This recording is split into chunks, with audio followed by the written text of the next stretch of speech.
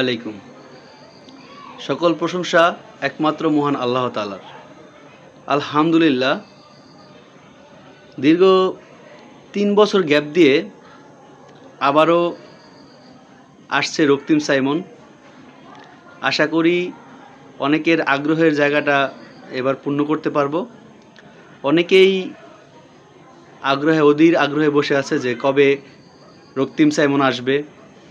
আমাকে অনেকেই মেসেজে নক করছে, দেখা হলে বলছে।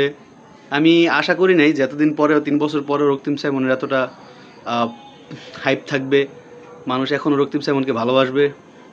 তো আশা করি দীর্ঘ প্রতীক্ষার পথ শেষ হবে।